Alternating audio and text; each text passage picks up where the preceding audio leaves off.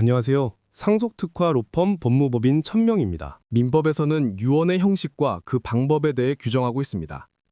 만약 피상속인이 법률 규정에 따라 적법한 유언을 남기게 되면 피상속인이 사망하고 상속이 개시되면 생전 남긴 유언에 따라 상속이 진행되는 것이 원칙입니다.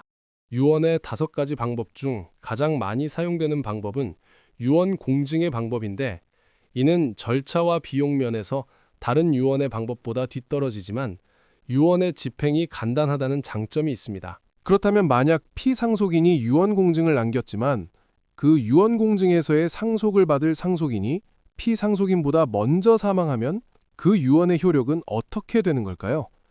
만약 무효라면 그 상속재산은 누구에게 상속되는 것일까요? 오늘은 법무법인 천명의 위와 관련된 내용으로 찾아주신 사례를 바탕으로 상속인이 피상속인보다 먼저 사망한 경우 유언의 효력과 그 상속분에 대해 자세히 설명드리도록 하겠습니다.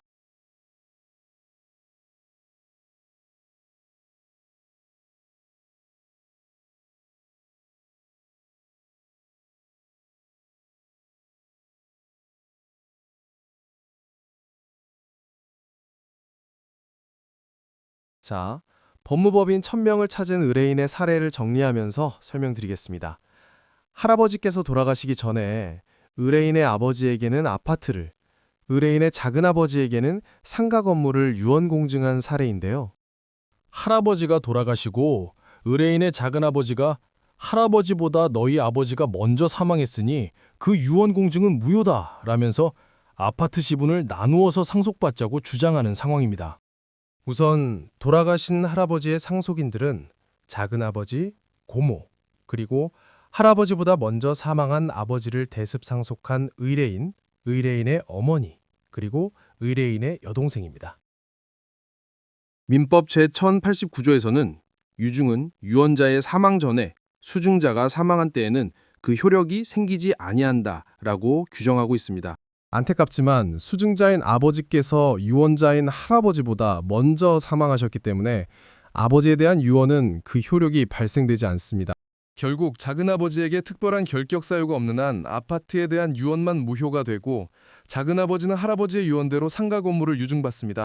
그렇다면 아파트는 어떻게 상속될까요? 정리하여 설명드리자면 할아버지의 상속재산은 결국 아파트와 상가의 시가를 합한 총 10억 원이 됩니다.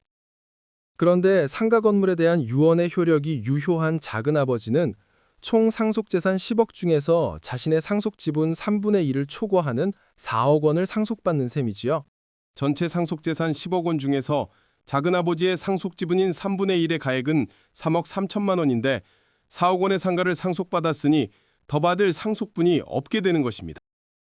결국 유언이 없는 아파트는 고모와 의뢰인의 가족들이 절반씩 상속받습니다.